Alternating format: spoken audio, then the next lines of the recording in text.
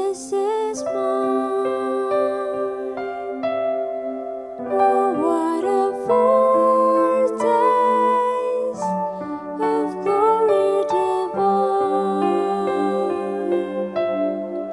Hero salvation,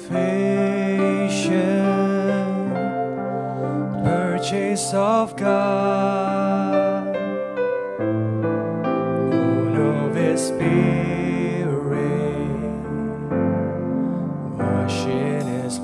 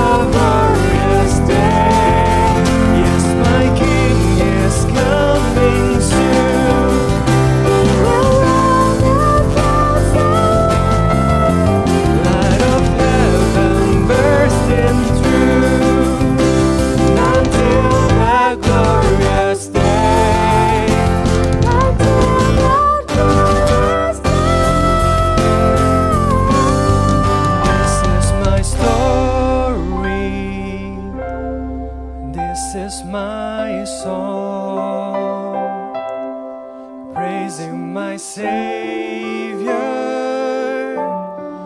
all the day long.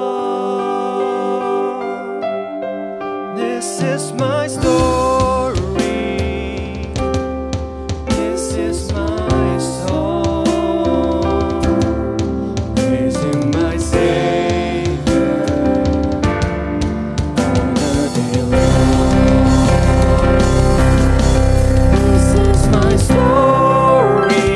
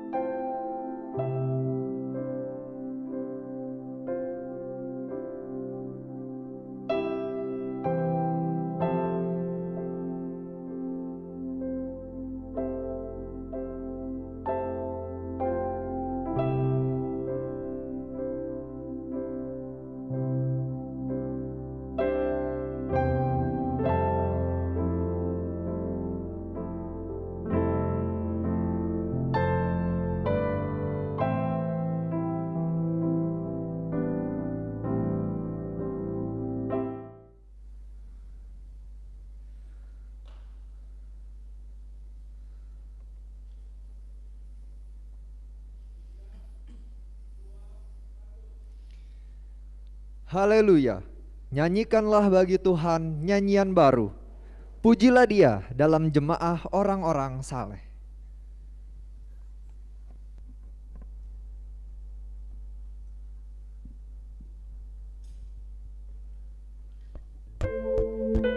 Yohanes 4 ayat 23 berkata, "Tetapi saatnya akan datang dan sudah tiba sekarang, bahwa penyembah-penyembah benar akan menyembah Bapa dalam roh dan kebenaran." Teman-teman, mari pada pagi hari ini kita siapkan hati, pikiran, dan seluruh diri kita untuk datang ke hadirat Tuhan dan memuji namanya. Kita katakan, "Take me to that place, Lord.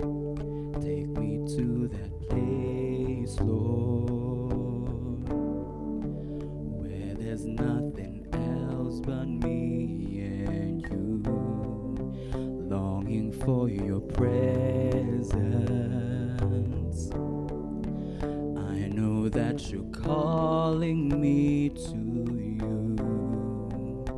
Here I stand and long for your embrace. Nothing else could ever take your place. Come, Holy Spirit. Come, Holy Spirit, fall in this place. I need more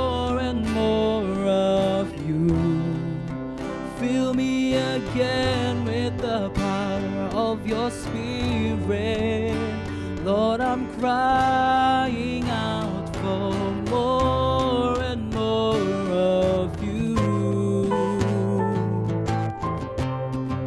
Allah itu roh, dan barang siapa menyembah Dia harus menyembahnya dalam roh dan kebenaran. Teman-teman, mari kita angkat pujian ini sekali lagi dari dalam hati kita, dengan seluruh hati kita. Kita katakan, take me to that place, Lord. Take me to that place, Lord, where there's nothing else but me and you. Longing for your presence. I know that you're calling me to you. Here I stand and long for your embrace. Nothing else could ever take your place. Come, Holy Spirit, fall in this place. I need more and more of you. Fill me again with the power of your Spirit. Lord, I'm crying out for more and more of you. Kita nyanyikan lagi. Come, Holy Spirit. Come, Holy Spirit, fall in this place. I need more and more of you. Fill me again with the power of your Spirit. Lord, I'm crying out for more and more of you.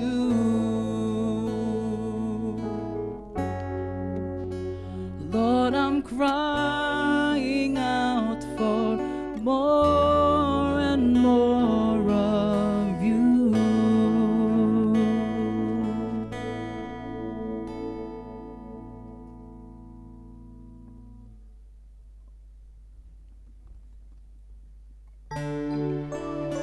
Teman-teman, selama seminggu ini, di tengah seluruh kesibukan kita, adakah kita mengingat Dia?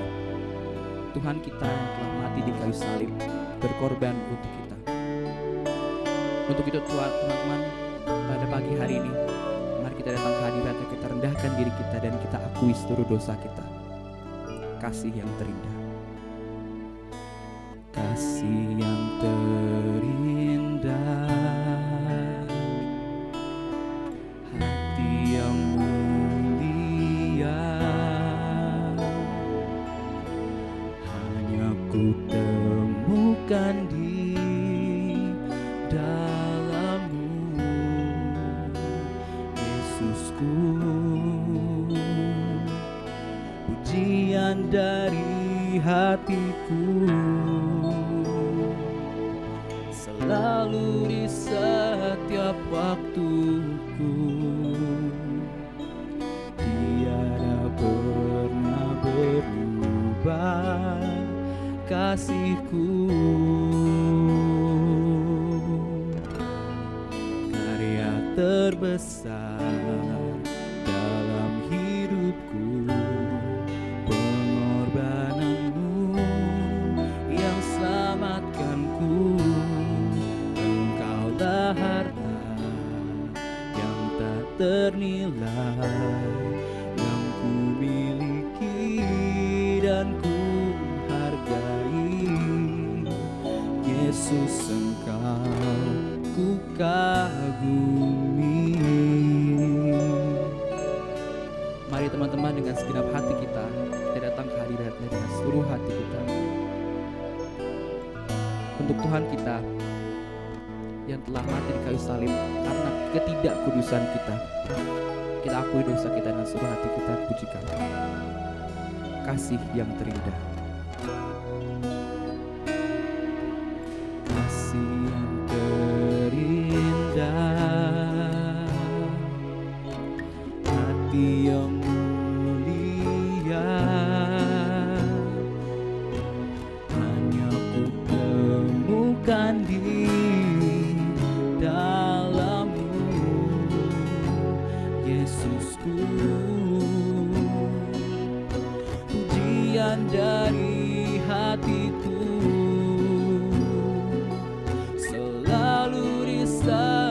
setiap waktuku.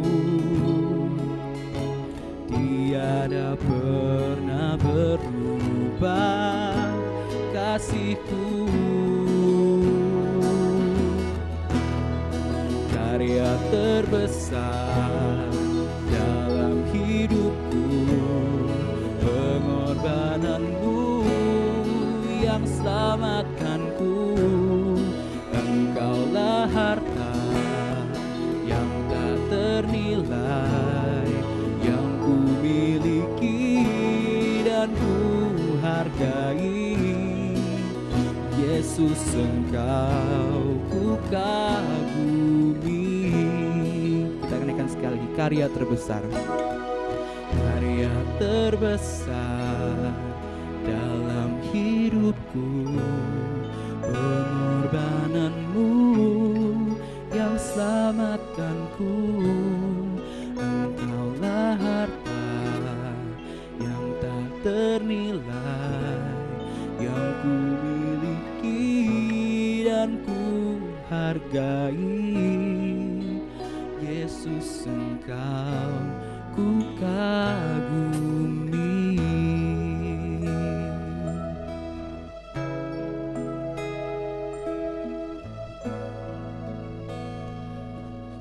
Saat ini mari kita datang kepada Tuhan dengan kejujuran dan kesadaran akan siapa diri kita di hadapannya yang kudus. 1 Yohanes pasal yang pertama ayat yang ke-8 dan 9. Jika kita berkata bahwa kita tidak berdosa, maka kita menipu diri kita sendiri dan kebenaran tidak ada di dalam kita. Jika kita mengaku dosa kita, maka Ia adalah setia dan adil, sehingga Ia akan mengampuni segala dosa kita dan menyucikan kita dari segala kejahatan. Mari kita datang kepada Dia yang setia dan adil, dan kita mau mengaku setiap dosa-dosa kita di hadapan Tuhan.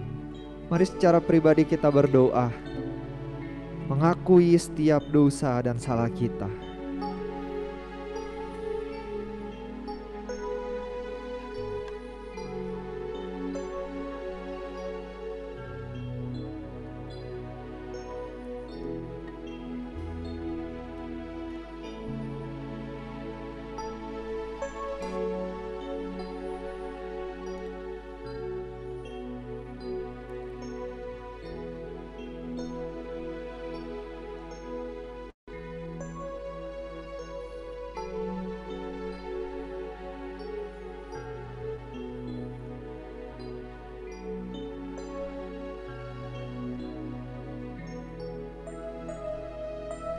Bapa kami yang di surga, kami datang kepadamu bersyukur karena kami saat ini boleh datang kepada Engkau yang kudus.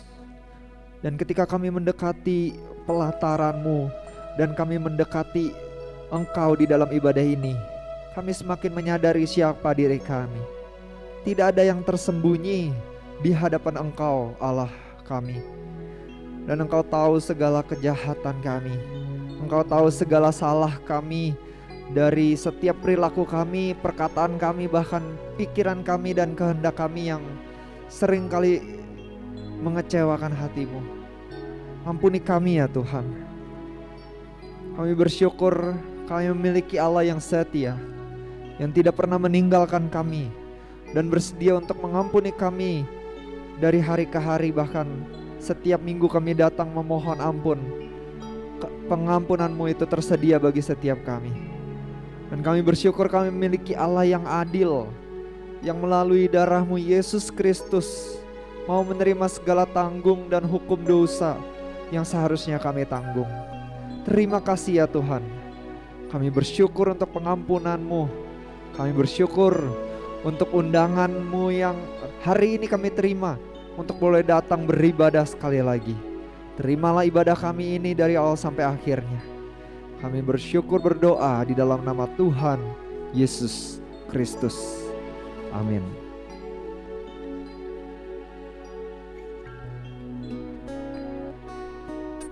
Sebagai respon dari pengakuan dosa yang telah kita nyatakan, mari kita angkat pujian ini sekali lagi. Kita pujikan karya terbesar. karya terbesar dalam hidupku, pengorbananmu yang selamatkanku. Engkaulah harta yang tak ternilai yang ku miliki dan ku hargai. Yesus, Engkau ku kagumi.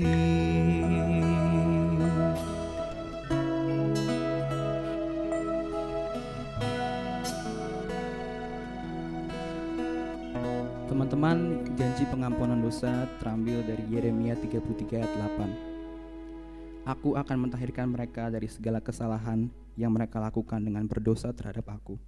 Dan aku akan mengampuni segala kesalahan yang mereka lakukan dengan berdosa dan dengan memberontak terhadap aku. Mari teman-teman, dengan bangkit berdiri dan dengan sepenuh hati kita nyatakan pengakuan iman kita, pengakuan iman rasuli.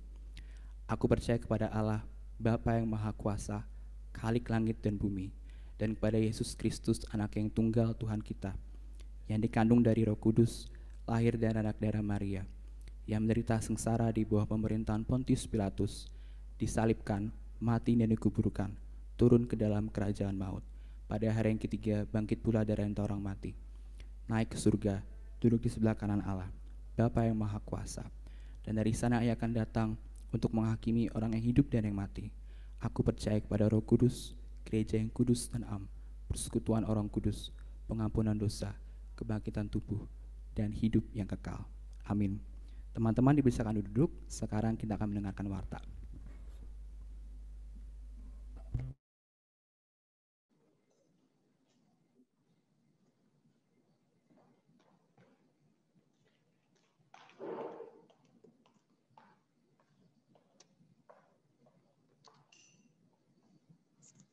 Oke, halo, selamat pagi teman-teman. Selamat datang kembali beribadah bersama ya di ibadah Youth pada pagi hari ini. Hari ini kita akan dilayani bersama dalam Minggu Prapaskah yang keempat dengan tema Kuduskanlah Mereka di dalam Kebenaran.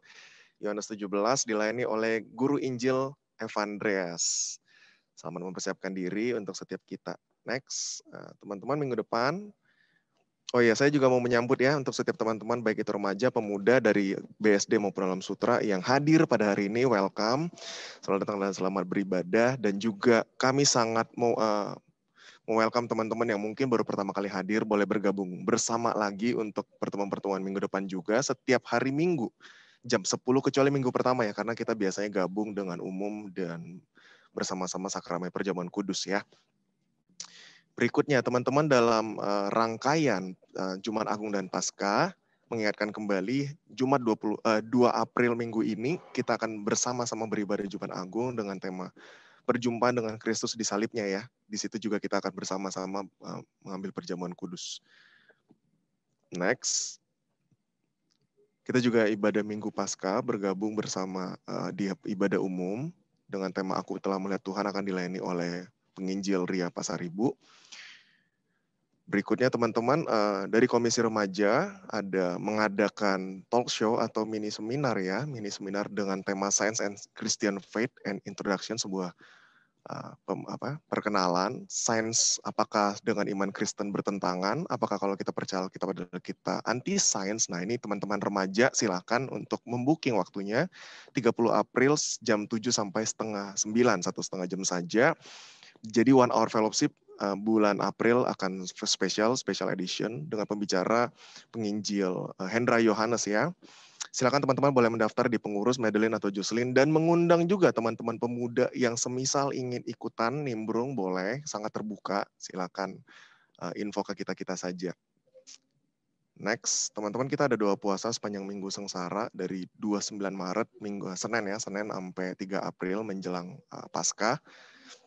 Yang juga mengundang teman-teman untuk ikut ibadah, ada ibadah doa khusus pemuda ini setiap jam 8 setiap harinya. Jadi meeting ID-nya di save dan ada passcode-nya juga. Kita akan berdoa bersama di sepanjang Minggu Sengsara ini bersama. Ini buat teman-teman connection ya.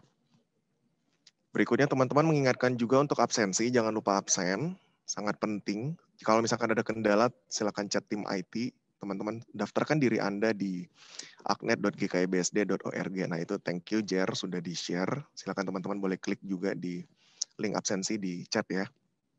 Untuk mempermudah, daftarkan di Aknet dan juga jangan lupa absen. Berikutnya ke persembahan. Teman-teman, ini barcode untuk persembahan BSD, teman-teman di-scan aja. Jangan lupa tambahkan angka 6 untuk nominalnya, supaya membedakan antara persembahan youth dan persembahan umum. Jadi nggak nyampur ya. Jadi tambahkan angka 6 di belakang nominal persembahan teman-teman. Kalau misalkan perpuluhan angka 10, bansos COVID angka 19 di belakang. Berikutnya barcode untuk teman-teman yang Alam Sutra. Silakan di-scan.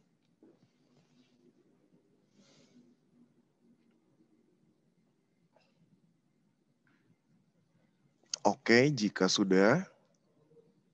Next, ini jangan lupa sekali lagi mengingatkan untuk keep update dengan connection, Siram BSD dan juga GK Alam Sutra. Teman-teman jangan lupa follow untuk link Instagramnya. Kemudian kita juga connection juga ada C-Talks yang selalu diadakan juga ya melalui YouTube, streaming YouTube dan juga Spotify. Jadi teman-teman jangan lupa untuk ikutin, bisa dengar dan keep update untuk informasi dan juga pembinaan ya seputar-seputar tema-tema youth juga. Berikutnya pemuda juga ada doa bareng, mengingatkan kembali dan mendorong teman-teman yang belum punya komunitas saling mendoakan, belum punya tempat sharing dan segala macam. Yuk kita gabung ya di Dobar Youth. Silakan daftarkan diri Anda di Jessica dan Dixon, kontaknya ada di bawah ya, atau melalui website juga bisa. Next, mengingatkan untuk teman-teman yang sudah menjadi anggota dari GKI BSD untuk sekali lagi memverifikasi data teman-teman di member.gkibsd.org. Mari berpartisipasi, jangan menjadi golput. Kita berpartisipasi dalam pemilihan majelis untuk gereja ke depannya. Teman-teman kalau misalkan ada teman yang belum hadir tapi anggota gereja juga jangan lupa diingetin juga. Kemudian berikutnya teman-teman sangat mendorong untuk masukan dan evaluasi ibadah youth selama ini yang sudah berjalan sepanjang kita masa pandemi. Jadi teman-teman boleh isi setelah dari ibadah youth ini. Florence sudah share linknya di chat, teman-teman boleh save dulu. Nanti setelah kita selesai ibadah youth, sangat-sangat diharapkan teman-teman boleh menolong untuk mengisi evaluasinya supaya kita bisa sama-sama memikirkan ya ke depannya akan lebih baik seperti apa dalam ibadah kita bersama. Berikutnya ada 2 open recruitment. Yang pertama untuk teman-teman yang punya beban atau punya talenta di dalam videografi, foto, sound, ibadah youth, teman-teman boleh mendaftarkan diri juga. Kita sangat membutuhkan melayani bersama ya di dalam kemuliaan Tuhan ini. Next, yang kedua adalah teman-teman yang hobi untuk main musik, pianis, basis. Jangan lupa juga mendorong teman-teman untuk yuk kita bareng-bareng melayani juga. Next, buat teman-teman yang ada permohonan untuk doa, didoakan bersama atau Thanksgiving, teman-teman boleh scan barcode di depan. Boleh membagikan berkat buat teman-teman yang ada dan kita sangat welcome untuk kalian didoakan. Berikutnya kita akan bersama untuk mendoakan beberapa hal. Saya akan memimpin kita dalam doa syafaat. Mari kita bersatu dalam doa ya. Bapa kami yang bertata di dalam sorga, kami hari ini bersama-sama mau berdoa menyerahkan kepadamu beberapa permohonan pergumulan kami di dalam kehidupan kami bersama sebagai tubuh Kristus. Yang pertama kami mau bersama berdoa untuk teman-teman kelas 9 dan 12 yang dalam bulan ke depan, dalam minggu-minggu ini bahkan ada beberapa yang sudah mulai melakukan ujian akhir. Tuhan yang tolong sertai mereka dalam setiap persiapan mereka, mental mereka, fisik mereka, pikiran mereka, Tuhan yang boleh tolong supaya mereka boleh fit, boleh kuat dan juga di dalam setiap pengerjaan ujian mereka boleh dikerjakan dengan baik, nilai sesuai dan sesuai dengan usaha mereka dan Tuhan yang boleh tolong di dalam persiapan mereka, Engkau yang boleh berkati dan sertai mereka. Kami yang kedua juga mau berdoa untuk keluarga-keluarga yang kehilangan anggota keluarganya Tuhan atau mungkin yang saat ini sedang dalam kondisi sakit, kondisi kritis di masa-masa pandemi yang justru kesulitan Bapa untuk mencari pengobatan. Tuhan, kami berdoa Tuhan yang Allah yang Maha Kasih, Maha Kuasa dan berdaulat, yang memiliki rencana yang indah kepada setiap kami. Tuhan yang boleh tolong setiap anak-anak-Mu dan family mereka. Berikan kekuatan, penghiburan di dalam menjaga, dan juga untuk mereka yang sakit Tuhan, beri kekuatan untuk menanggungnya. Dan kami rindu Tuhan yang boleh tunjukkan kasih setia-Mu dalam kehidupan mereka, dan mereka boleh belajar Tuhan, mereka boleh melihat apa yang sedang Kau rencanakan juga dalam kehidupan mereka. Dan kami percaya Tuhan, kalau Engkau mengizinkan, karena Engkau Allah yang berdaulat, Kau boleh memberi kesembuhan kepada mereka. Kami juga berdoa untuk persiapan rangkaian ibadah Jumat Agung dan Paskah yang akan berlangsung sepanjang minggu ini. Tuhan yang boleh tolong supaya di dalam setiap ibadah yang berjalan, kami rindu setiap jemaat boleh terberkati, setiap jemaat boleh sungguh berpartisipasi di dalam hati pikiran Bapa kami, bersama-sama boleh menyiapkan hati kami untuk sampai pada Paskah itu sendiri Tuhan. Sehingga di dalam setiap ibadah yang nanti akan dilakukan Tuhan, kami pun boleh diberkati, kami pun boleh semakin mengenal Engkau dan menjadi pribadi yang semakin menghargai karya keselamatan dan anugerah yang sudah Kau berikan kepada kami Tuhan. Kami juga yang terakhir mau berdoa untuk kesehatan dari setiap kami di masa-masa COVID. Kiranya Tuhan yang boleh melindungi, Tuhan kami sebagai anak-anak Tuhan boleh tetap taat kepada protokol kesehatan, dan juga untuk masyarakat kami berdoa supaya kami boleh bekerja sama dengan baik juga untuk menekan angka COVID ini sendiri. Tuhan yang jaga, Tuhan yang sertai, baik itu teman-teman yang bekerja, sekolah, keluarga mereka, Tuhan yang sertai semuanya. Tuhan, jauhkan kami daripada COVID ini. Di dalam nama Yesus ini permohonan kami berdoa. Amin.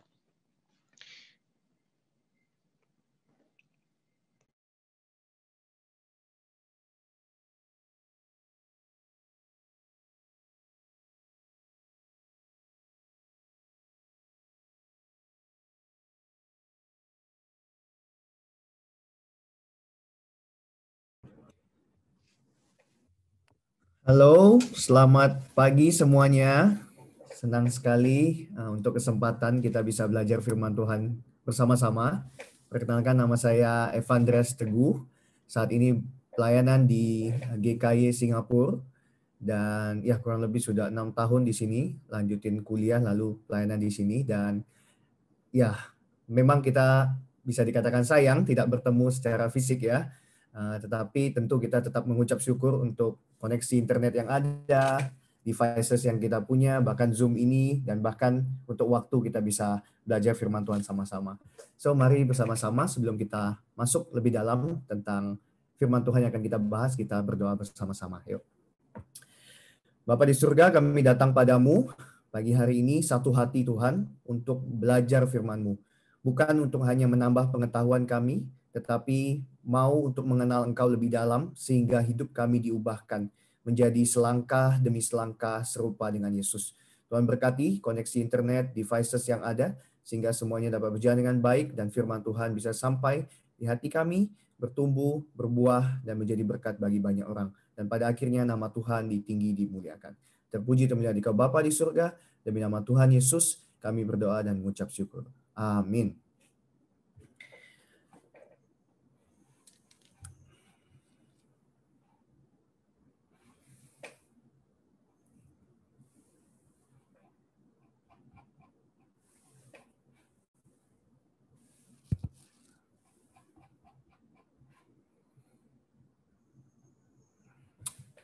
Oke, kelihatan ya slide saya.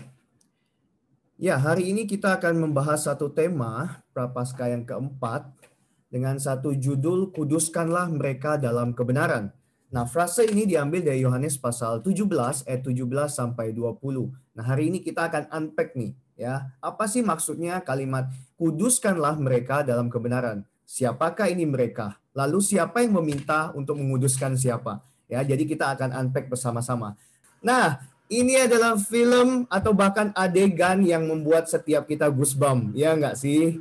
Apalagi ketika si Captain America mengambil palunya Thor kemudian berkata, Avengers Assemble. Wah, itu luar biasa. Nah, bagi teman-teman yang nggak tahu ini film apa ya, ini ngapain sih dari tadi mereka kok ribut-ribut kelahi-kelahi ya. Ini adalah Avengers ya.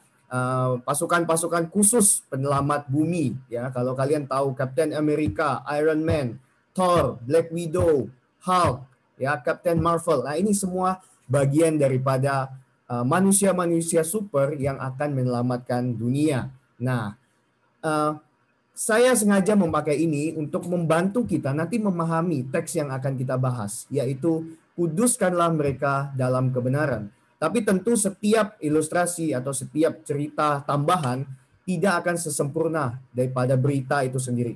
Jadi jangan samakan semua Avengers ini dengan firman Tuhan nantinya, tetapi saya berharap melalui Avengers ini kalian bisa sedikit memahami apa yang dimaksudkan oleh Tuhan.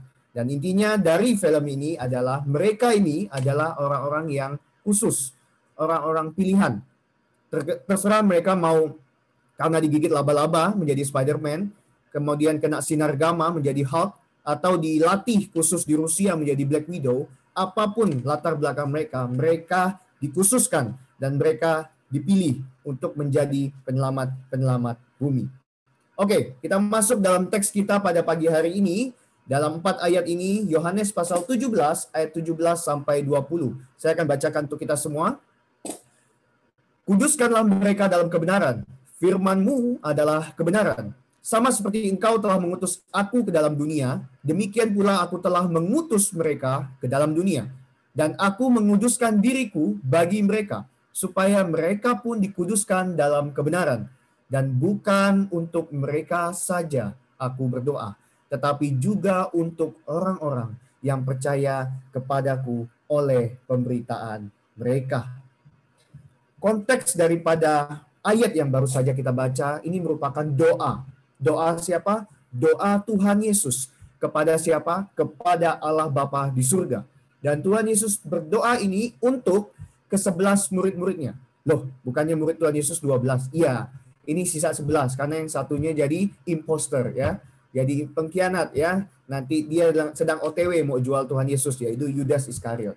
Jadi ini adalah doa Tuhan Yesus kepada Allah Bapa. Dan ini kita tahu di masa-masa terakhir Tuhan Yesus bersama-sama muridnya.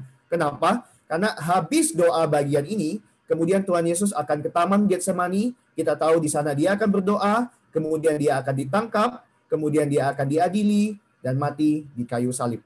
Jadi ini doa adalah masa-masa terakhir Tuhan Yesus, dan benar-benar Tuhan ingin mendoakan ini sebelum dia meninggalkan murid-muridnya. Dan doanya isinya apa? Isinya adalah persiapan dan perlindungan bagi murid-muridnya daripada yang jahat. Bagaimana kita tahu? Karena di 2 ayat sebelumnya, ayat 15 dikatakan bahwa aku tidak meminta kepada Bapa ya, Tuhan Yesus berkata, supaya engkau mengambil mereka dari dunia, tetapi supaya engkau melindungi mereka daripada yang jahat.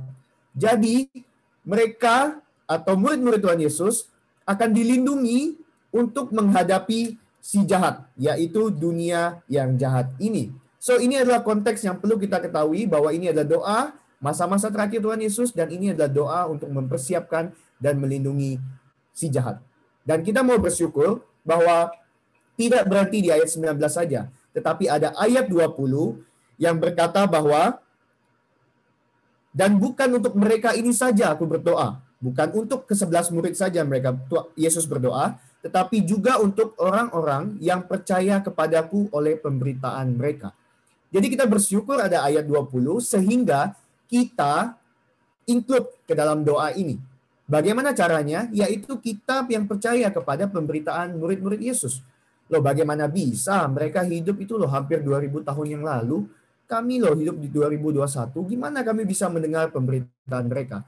Ya, proses yang panjang, tetapi kita tahu bagaimana ketika Roh Kudus datang kepada murid-murid setelah Yesus naik ke surga, Petrus itu berkhotbah 3.000 orang bertobat.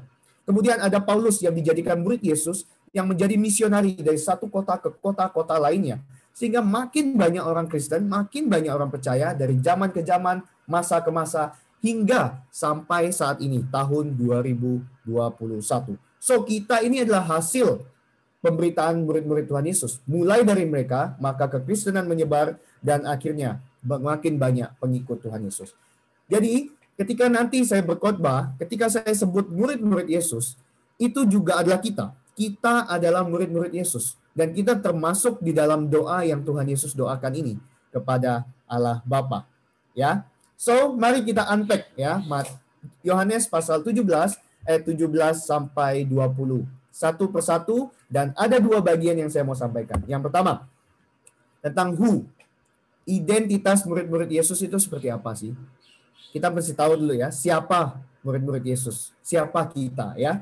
Dan yang kedua, how, bagaimana nanti cara kita hidup. Jadi kita perlu tahu dulu identitas kita, baru nanti kita tahu cara kita hidup. Oke? So yang pertama, tentang identitas, dikatakan kuduskanlah mereka dalam kebenaran. Nah, fokus pada kata kudus ya. Kudus ini hagiazo, yang artinya to sanctify, to set apart, to consecrate, disucikan, dipisahkan, dan saya bold kata dikhususkan ya. Jadi kalau nanti bingung, pokoknya intinya kuduskanlah itu adalah khususkanlah ya. Kenapa khusus? Kenapa spesial? Nah, kalau kita ingat kata spesial itu kita ingat nasi goreng kali ya. Paling gampang ya. Karena hampir di semua restoran itu pasti ada nasi goreng spesial. Kenapa spesial? Kenapa khusus? Ya karena ada ayam, ada telur, dan ada kadang sate ya. Yang mungkin di nasi goreng lain nggak ada gitu loh. Karena nasi goreng lain paling adanya kerupuk atau acar, betul nggak sih? Ya, jadi nasi goreng ini spesial, ini dikhususkan. Dan konsep ini bukan sekedar konsep yang dibuat-buat Tuhan Yesus, melainkan ini adalah konsep di Perjanjian Lama, PL ya. Ketika seseorang berbuat dosa, seseorang ingin mengucap syukur, mereka harus memberikan persembahan. Dan persembahan mereka zaman itu bukanlah penau. Oh, penau itu ya, OVO ya. Kalian apa sih kirim uangnya pakai di Indo ya? Kalau di Singapura ini pakai penau, pelah ya. Bukan, tetapi menggunakan binatang ya. Binatang atau hasil panen. Nah, binatang ini harus adalah binatang yang tidak bercelah, tidak bercacat. Jadi kakinya nggak boleh timpang, matanya nggak boleh buta, bulunya nggak boleh koyak ya. Jadi harus sempurna, harus dikhususkan, harus spesial untuk dipersembahkan kepada Tuhan. Nah, kalau kalian tahu kota Bethlehem, tempat kelahiran Tuhan Yesus, itu adalah kota yang dikenal sebagai pemberi atau penyumbang korban yang terbaik di zaman itu. Ya, jadi korban-korban yang terbaik itu bisa beli di Bethlehem waktu itu. Nah, mungkin kalau sedikit masih bingung, tadi kita Avengers mungkin yang lebih cowok-cowok ya. Nah, kalau sekarang yang cewek-cewek mungkin supaya lebih mengerti, kalian pasti ingat film ini ya, Crash Landing on You ya, Crash Landing on You ya. Ini film yang wah cukup menggetarkan baik di Indonesia maupun di Singapura ya. Dan pemeran utamanya Lee Jung Hyuk ya kalau saya nggak salah ya, tapi nggak salah lah pasti ya. Nah, apa yang membedakan dia dengan orang-orang lainnya? Karena dia adalah pasukan khusus ya, pembela negara ya, dan dia dikhususkan cara hidupnya, latihannya, kegiatan sehari-harinya, dan bahkan cara pacarannya pun tidak bisa seperti orang biasa ya. Kenapa? Bukan karena dia aneh, bukan karena dia cacat, tetapi karena memang dia dikhususkan, dispesialkan untuk nanti bisa menjadi pembela negara. Kira-kira seperti itu. Ketika Tuhan Yesus berkata, kuduskanlah mereka. Dan kita, inilah orang-orang khusus itu. Kita inilah orang-orang kudus. Ini identitas kita. Kenapa? Karena Tuhan Yesus sudah meminta kepada Allah Bapa di surga. Khususkanlah orang-orang itu, yaitu kita, murid-murid Tuhan Yesus. Nah, pertanyaannya, kuduskanlah dalam apa? Ya, kuduskanlah dalam apa? Pakai hand sanitizer, pakai alkohol 70%. Tidak. Tetapi dikuduskan, dikhususkan di dalam kebenaran. Aletheia, yang artinya adalah kebenaran. Ya. Terus, atau keadaan yang sesungguhnya. Nah, ini perlu kita ketahui bahwa kebenaran tidak sama dengan fakta. Ya, mungkin kita selalu mikir, oh fakta itu pasti kebenaran. Belum tentu. Ya, saya bisa kasih contoh bahwa ada fakta yang belum tentu kebenaran. Ya, misalnya pembunuhan. Ya, pembunuhan. Itu fakta atau bukan? Ya fakta. Ada pelaku, ada korban, ada juga alat-alat yang digunakan ya. TKP itu udah jelas. Tetapi apakah itu kebenaran? Tidak. Karena membunuh sesuai standar moral manusia itu bukanlah kebenaran ya. Kenapa itu berbeda? Karena fakta itu adalah kejadian. Sedangkan kebenaran itu adalah nilai atau value. Jadi mereka berbeda ya. Jadi fakta dan kebenaran berbeda ya. Apakah kebenaran selalu fakta? Menurut saya iya. Tetapi tidak selalu bisa dibuktikan dengan fakta.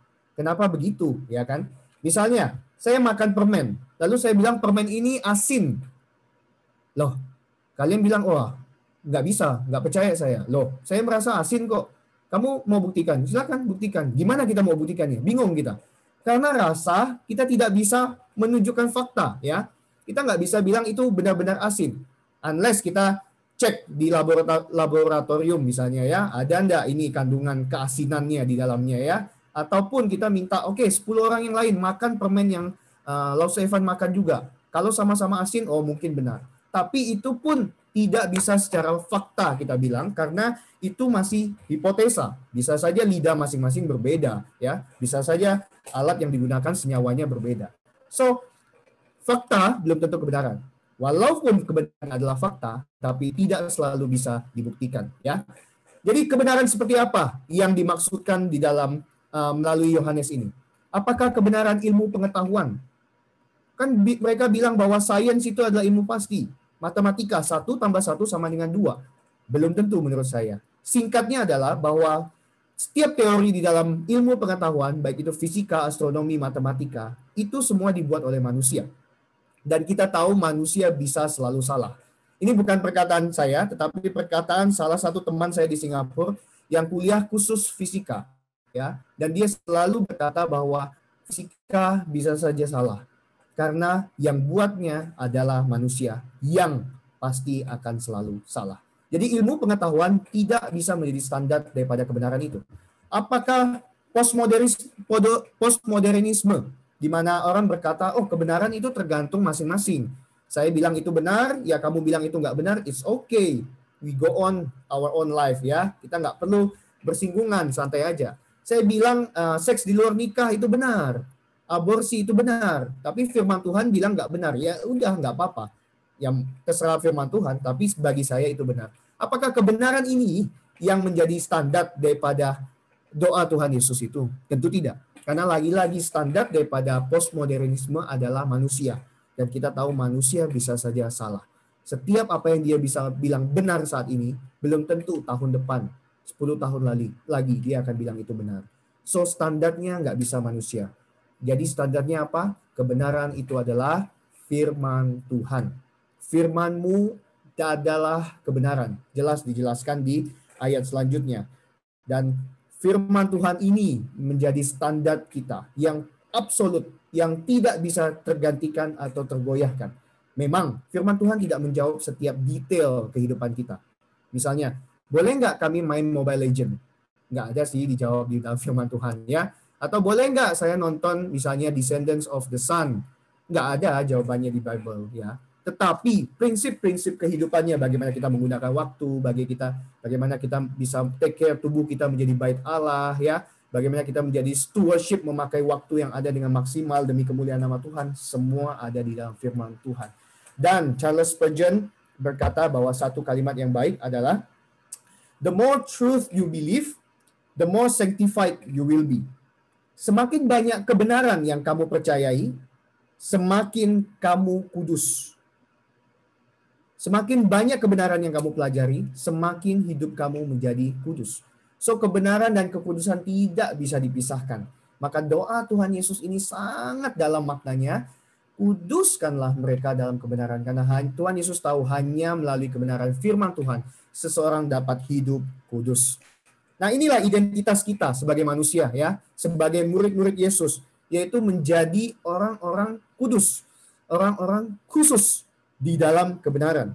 Dan masalahnya, setelah kita mengetahui identitas kita ini, bagaimana kita menjalani kehidupan. Ini juga sama pentingnya dengan identitas itu.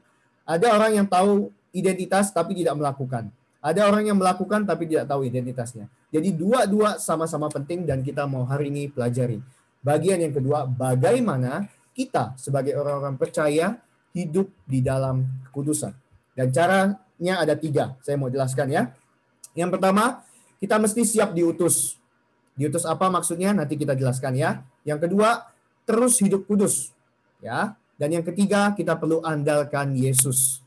Saya bikin belakangnya us ya supaya kita mudah ingat ya. Siap diutus, terus hidup kudus, dan andalkan Yesus. Dan itu semua nanti diambil dari pasal 8, ayat 18, 19, bagian A dan B. Kita dive in kepada yang pertama, siap diutus. Ayatnya berkata demikian, sama seperti engkau telah mengutus aku, sama seperti Bapa di surga telah mengutus Yesus ke dalam dunia, demikian pula Yesus, aku telah mengutus mereka, murid-muridnya, ke dalam dunia. Jadi ada satu paralel, Tuhan Yesus bilang, Seperti Allah Bapa mengutus saya ke surga, demikian saya akan mengutus murid-murid ke dalam dunia. Ke dalam dunia ya. Dan kata mengutus ini menggunakan kata apostelo, mengirim, to send ya. Dan itu satu akar kata dengan kata apostolos, yaitu rasul atau a messenger, pembawa berita. Masalahnya berita apa yang dibawa? Yaitu membawa berita Injil ya. Jadi Tuhan Yesus mengutus kita ke dalam dunia punya satu misi, yaitu memberitakan Injil. Misi ini nggak boleh kita lupa. Karena apa? Karena identitas kita tahu orang kudus, dan bagaimana kita hidup itu perlu siap diutus untuk memberitakan Injil. Bayangkan kalau misalnya Thor ya, yang dari luar angkasa sebagai dewa petir, dia dipanggil ke dunia untuk menyelamatkan dunia, dan dia sampai di dunia dia lupa panggilannya apa, tujuannya apa. Dan ya kalian tahu ya, dia makan sampai gendut ya, dan jadi sulit bertanding ya. Kira-kira seperti itu. Tujuannya harus jelas ketika kita dipanggil dan diutus oleh Tuhan. Nah, kenapa harus ke dalam dunia? Pertanyaannya. Soalnya kan kita bingung. Oke, tadi Laus Evan bilang kita perlu dikhususkan ya. Tapi kenapa dikhususkannya disuruh masuk ke dalam tempat yang kita justru sulit jadi kudus di sini nih, di bumi ini. Ibaratkan. Misalnya, saya di Singapura. Di Singapura, COVID-19 itu cukup terkendali ya. Satu hari paling 1 atau 2 orang saja ya. Dan kalaupun meninggal itu sedikit sekali di dalam 1 tahun terakhir ya. Jadi sudah oke nih, kondisinya sudah bagus. Tetapi Tuhan bilang, oke, Allah Bapa di surga, kuduskanlah Evan dan kirim Evan misalnya ke US. Tempat di mana, COVID-19 itu menggila gitu ya. Menggila. Dan bagaimana Evan bisa aman daripada COVID-19 di US kalau misalnya US itu kacau balau seperti itu? Kayaknya kontradik ya, kalau kita dibilang khususkanlah, tetapi malah kok dikirimnya ke dunia. Kenapa enggak misalnya, demikian pula aku telah mengutus mereka ke dalam surga, ya kan? Kan aman di surga, kita bisa hidup kudus di surga. Tapi kenapa di dalam dunia? Karena itu tadi teman-teman, karena ada misi yang perlu kita lakukan. Karena ada panggilan yang perlu kita siapkan. Nah, di sini kita mau melihat bahwa Tuhan ketika berdoa demikian tidak tanpa alasan. Namun melainkan Tuhan berdoa demikian karena punya misi yang jelas. Karena masih banyak orang-orang di dunia yang belum percaya kepada Tuhan Yesus. Makanya dia mau mengutus kita untuk bisa menjadi a messenger, pembawa berita itu ke dalam dunia. Dan mau nggak kita siap diutus? Nah, tapi jangan khawatir ya, dalam dunia kita boleh saja berada di dalam dunia, tetapi kita tidak duniawi. Gimana maksudnya ya? Rencananya saya mau pakai ilustrasi minyak dan air, tetapi repot ya, takut tumpah. Jadi pakai ilustrasi ini saja ya. Oke, ini ada bola-bola di dalam satu toples. Dan anggap toples ini sebagai dunia ya, dunia tempat kita tinggal saat ini. Dan bola-bola pink ini adalah manusia di dalam dunia yang belum percaya. Nah, kalau kita lihat seperti ini, inilah mereka manusia-manusia itu. Nah, bagaimana kita diutus? Yaitu kita diutus untuk masuk ke dalamnya. Nah, ini kita ini yang kuning-kuning ini ya. Kita ini bola-bola kuning. Anggap saja kita ini bola-bola kuning. Nah, kemudian kita merasa, wah bisa enggak ya kita hidup kudus di dalam dunia ini? Since ini kan bercampur nih dengan manusia di dunia. Ya, kita bercampur aduk di dalamnya bersama dengan manusia di dalam dunia ini yang berdosa, yang belum percaya kepada Tuhan. Tapi teman-teman coba lihat ya, seberapa lama pun saya kocok-kocok dan goyang-goyang, tetap kalian bisa lihat kan yang warna kuning, yang mana warna pink. Ya, demikianlah seharusnya kita. Kita boleh di dalam dunia, nggak masalah. Itu pun yang dipanggil Tuhan, kita masuk ke dalam dunia. Tetapi coba teman-teman lihat, kita itu tetap tidak duniawi. Kita itu tetap warnanya kuning. Kita tidak menjadi pink seperti mereka. Kita tetap berteman sama teman LGBT kita tetap berteman sama teman-teman kita yang suka menyontek, tetapi kita tidak ikut kelakuan mereka. Kita tetap hidup kudus sebagai orang-orang kudus di dalam dunia. Sebanyak apapun dikocok, sebanyak apapun kita digoyangkan. Demikianlah kita harusnya hidup di dalam dunia, tetapi tidak duniawi. Dan teman-teman, ketika kita diutus oleh Tuhan, Ini adalah suatu privilege menurut saya. Karena tidak semua orang diutus, ya. Kalau ambasador misalnya dari Indonesia diutus ke Singapura untuk menjadi ambassador, itu satu privilege, bukannya suatu beban gitu ya, bukan suatu hal yang menjadi masalah dalam kehidupan, melainkan menjadi suatu kebanggaan. Itulah kita, orang-orang kudus yang diutus. Ini yang pertama. Siap nggak kita diutus? Kalau kita benar-benar bilang kita ini anak Tuhan, orang-orang yang sudah dikuduskan, siap nggak kita diutus? Yang kedua, kita perlu hidup kudus. Ya, tadi sudah Tuhan Yesus kan sudah berdoa, kuduskanlah mereka, ya, kuduskanlah mereka. Oleh karena itu di ayat 19 dikatakan, dan aku menguduskan diriku bagi mereka, Yesus menguduskan dirinya bagi kita, supaya kita pun dikuduskan dalam kebenaran. Nah, kata dikuduskan, ya, mereka pun dikuduskan, ini sedikit berbeda dengan yang di atas, ya. Kalau di atas itu lebih ke perintah Tuhan Yesus atau permintaan Tuhan Yesus untuk menguduskan kita, tetapi kata dikuduskan ini lebih bermakna bahwa that they may remain sanctified. Jadi mereka sudah kudus, tetapi supaya mereka tetap kudus, ya, supaya mereka tetap hidup kudus. Nah, ini yang perlu diperjuangkan gitu loh. Kita sudah sebagai anak-anak Tuhan yang kudus, yang khusus, kita perlu berjuang untuk tetap hidup kudus. Jangan kita abaikan saat teduh kita, jangan kita abaikan pertemuan ibadah kita tiap minggu bersama Connection. Jangan kita abaikan firman-firman Tuhan yang kita dengar. Karena itu semua akan membantu kita untuk hidup tetap kudus di dalam Tuhan. Ini keinginan Tuhan Yesus untuk kita tetap hidup kudus di dalam Tuhan. Tapi bagaimana bisa, ya? Bagaimana bisa? Di dalam dunia ini penuh dengan godaan, penuh dengan cobaan. Mudah sekali kita tergoda dan mudah sekali kita jatuh dalam godaan. Misalnya kalau nilai kita bagus, kita jadi sombong. Itu jatuh kita dalam godaan. Tapi kalau kita nilai jelek, mungkin nggak sombong, tapi kita menyalahkan Tuhan. Tetap saja, dua-duanya kita jatuh dalam godaan itu. Misalnya kalau kita sibuk, kita bilang, aduh nggak sempat nih saat teduh, oke. Tetapi sepanjang COVID-19, selama kita di rumah lockdown, free nggak ngapa-ngapain, saat teduh kita lancar nggak? Kalau enggak, wah alasan sibuk itu nggak masuk akal dong, ya kan? Dan itulah godaan kita begitu banyak. Makin COVID-19, makin kita beli Switch, makin kita beli Nintendo, PS5 ya, makin kita download lah game di HP atau di laptop kita, makin jadilah makin kita free. Bukan karena kita sibuk kita menjauhi Tuhan, tapi memang karena simply kita lemah terhadap godaan. Dan kita perlu bertahan, seperti Yesus bertahan daripada godaan si iblis di padang gurun. Yesus dicobai, tetapi dia tidak berdosa. Dan hati-hati teman-teman, kalau kita nggak hati-hati, bukannya malah kudus atau menjadi orang-orang khusus, kita malahnya nanti jadi hangus. Dalam artian apa? Kita kacau balau hidupnya. Katanya orang Kristen, tapi kok kayak gini. Katanya orang Kristen, tapi kok seperti itu. Ya, jadi marilah kita jadi orang-orang yang siap diutus dengan cara hidup terus kudus. Tapi saya sadar teman-teman bahwa dua hal ini tidak mudah ya. Kita siap diutus, oke siap, tapi seberapa kita mampu ya, dan juga seberapa mampu kita bertahan untuk menjadi tetap hidup kudus di hadapan Tuhan. Lemah kita.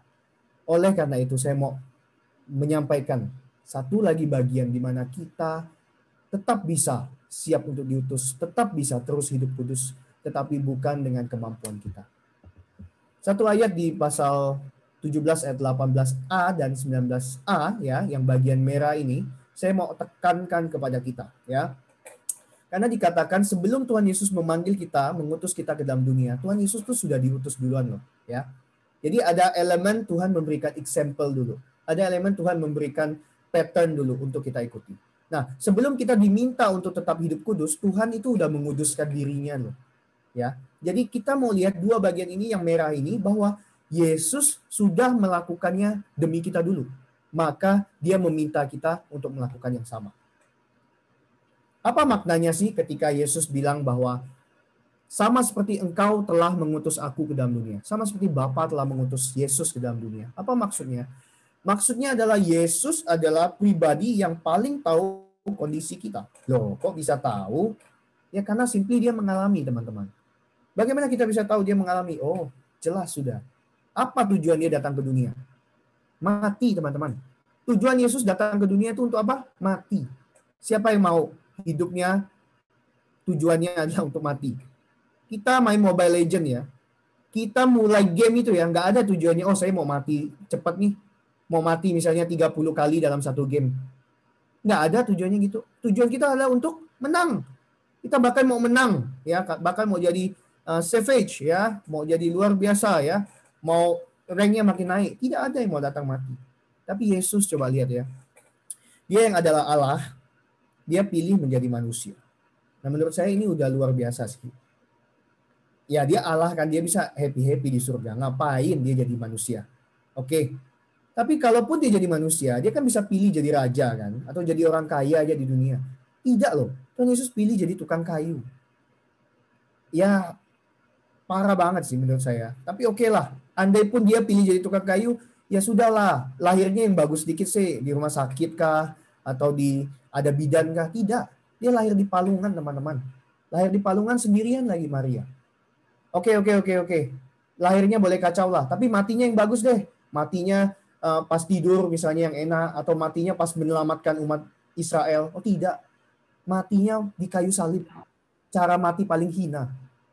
Bayangkan begitu banyak level yang Tuhan turun demi kita. Dan itu menunjukkan bahwa dia tahu kondisi kita. So nggak ada alasan bagi kita, oh karena hidup saya ini kayak gini, papa mama susah, maka saya nggak bisa memuliakan Tuhan. Oh saya ini bego, nggak terlalu pintar di sekolah ya, misalnya nggak seperti teman ini, saya nggak bisa memuliakan Tuhan. Tidak ada seperti itu teman-teman. Yesus merendahkan dirinya serendah-rendahnya untuk menunjukkan bahwa masih kok bisa dia tetap hidup memuliakan Bapa di surga. Demikian dengan juga kita gitu.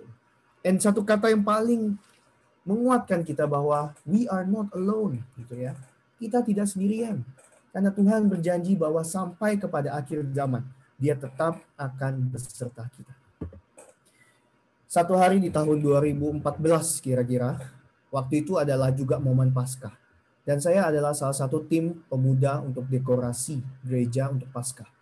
Jadi kali itu kami punya tema tentang goa yang terbuka ya. Dan juga di samping-sampingnya, dindingnya itu semua kami tempeli dengan kertas yang kami gambar sendiri tentang kejadian-kejadian sebelum Yesus bangkit.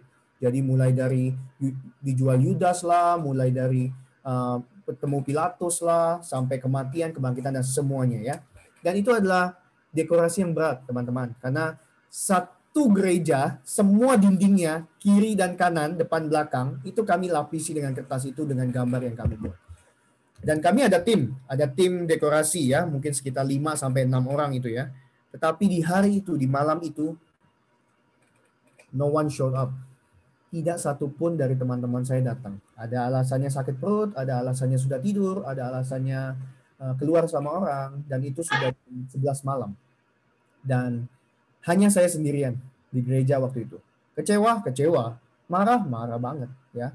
Dan saya, ya sudah, saya kerjakan sendiri semuanya sampai kurang lebih jam 2 pagi. Ya. Saya sendirian di gereja menggambar, menempel. Tapi yang uniknya adalah saya tidak merasa sendiri, teman-teman. Saya merasa Tuhan beserta saya di tengah-tengah masa kesepian saya itu. Sama, Tuhan Yesus di Taman Getsemani juga sendirian. Ya walaupun ada murid-murid, tapi mereka tidur gitu. Tapi tidak merasa sendiri. Karena ada Allah Bapa yang besertanya. Memang dia berkata bahwa, Tuhan biarlah cawan ini berlalu daripadaku. Tetapi apa? Tetapi biarlah kehendak-Mu yang terjadi. Teman-teman, satu hal yang perlu kita pahami. Bahwa Yesus mengerti kondisi kita yang paling rendah. Dan itu yang bisa menjadi satu andalan dalam kehidupan kita. Bahwa kita tidak pernah sendiri. Yesus sudah menunjukkannya dan Yesus tetap beserta kita melalui Roh Kudus. Bersama-sama kita saat ini. Jadi ketika nanti kita siap diutus, kita diutus tuh nggak sendirian. Kita diutus bersama Roh Kudus dan juga teman-teman kita yang seiman untuk memberitakan Injil, untuk menjadikan seluruh bangsa muridnya. Dan yang kedua, ketika dikatakan bahwa aku menguduskan diriku bagi mereka. Bukan berarti Tuhan Yesus tidak kudus ya, bukan berarti. Tetapi Yesus mau berperan sebagai korban persembahan.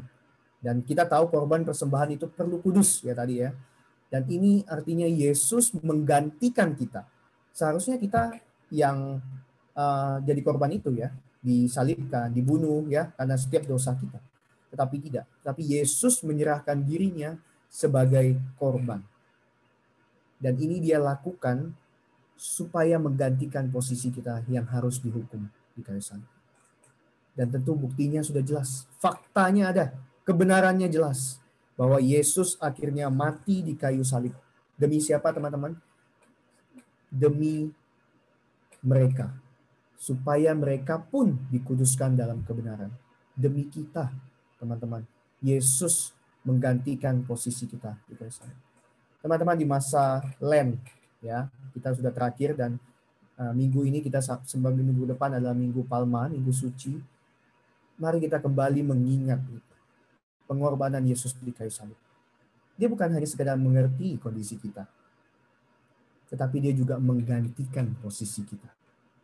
Supaya kita tidak perlu menerima hukuman maut itu. Supaya kita bisa terus hidup kekal bersamanya di surga. So mari andalkan Yesus di dalam kehidupan kita. Kita orang-orang kudus. Kita orang-orang khusus. Bukan saja siap diutus.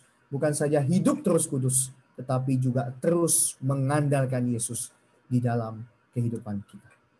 Satu kalimat terakhir yang kalau saya buka tadi dengan Avengers, saya akan tutup dengan satu karakter daripada Avengers yang pernah berkata bahwa with great power comes great responsibility. Ini dikatakan oleh pamannya Spider-Man ini ya, ketika pamannya meninggal. Dengan kekuatan yang luar biasa, datanglah juga tanggung jawab yang luar biasa. Kalau kita bisa artikan lagi-lagi ya, sekali lagi ya, saya tidak bermaksud merendahkan firman Tuhan dengan Avenger ini, tidak. Tapi saya mau membantu kita untuk mengerti lebih dalam. With great power, apa power kita? Kita adalah orang-orang yang sudah dikuduskan Tuhan. Kita adalah pasukan-pasukan khusus. Itu power kita. Kebenaran di dalam hidup kita, kebenaran atas nama firman Tuhan sudah ada di dalam kehidupan kita yang sudah percaya kepada Tuhan Yesus. Then comes great responsibility. Apa itu? Yaitu tanggung jawab kita untuk siap diutus. Untuk terus hidup kudus. Dan untuk terus mengandalkan Yesus. That's our responsibility in this world. Dan kalau kalian merasa terbeban dengan kata responsibility, kita bisa ganti kok. With great power comes great privilege. Yes, itu adalah suatu hak istimewa bagi setiap kita. Kalau kita bisa diutus Tuhan, kita bisa hidup kudus, dan kita bisa mengandalkan Yesus. Ingat, orang-orang di dunia yang belum percaya Yesus nggak bisa.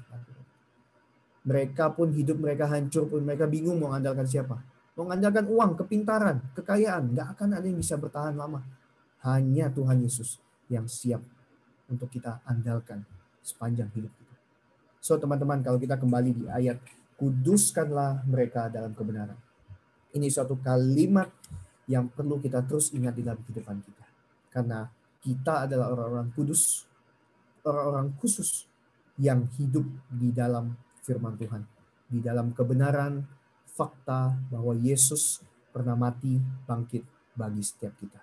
Dan biarlah firman Tuhan ini menjadi satu lagi motivasi, satu lagi semangat, satu lagi fondasi dalam kehidupan kita untuk menjalani kehidupan kita, terutama di masa-masa pra-Paskah ini.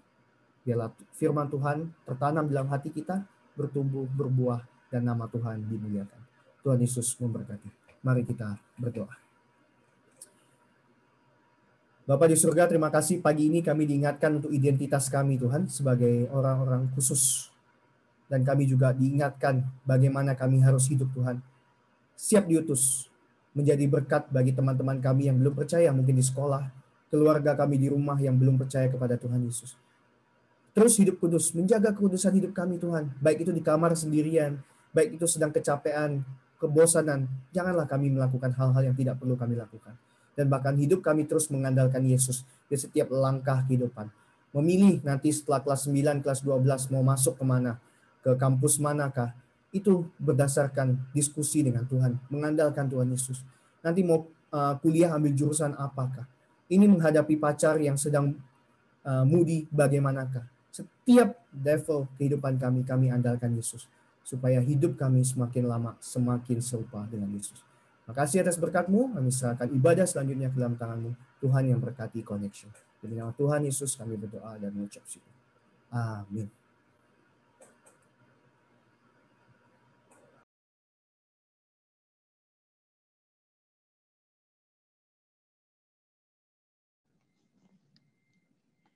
Oke, teman-teman, terima kasih banyak untuk penginjil Lause Evandreas untuk firman hari ini. Kita sangat terberkati ya sebagai pemuda remaja. Teman-teman, setelah ini jangan bubar dulu, kita akan ada breakout room buat teman-teman, kita mau saling mendoakan, saling sharing berkaitan dengan firman atau berkaitan dengan kehidupan sehari-hari kita ya. Mari silakan kepada pengurus. Oh, belum ya? Ayo, sebelum masuk breakout room kita doa lagi ya. Mari kita bersatu di dalam doa. Bapa kami yang bertata di sorga, kami sangat bersyukur, berterima kasih untuk firman hari ini dan ibadah hari ini. Dan saat ini kami bersama-sama mau pulang untuk membawa berkat dari Engkau saja. Tuhan memberkati kita dan melindungi kita. Tuhan menyinari kita dengan wajahnya dan memberi kita kasih karunia. Dan Tuhan juga menghadapkan wajahnya kepada kita dan memberikan kita damai sejahtera. Dalam nama Yesus kami berdoa, Tuhan memberkati kami. Amin.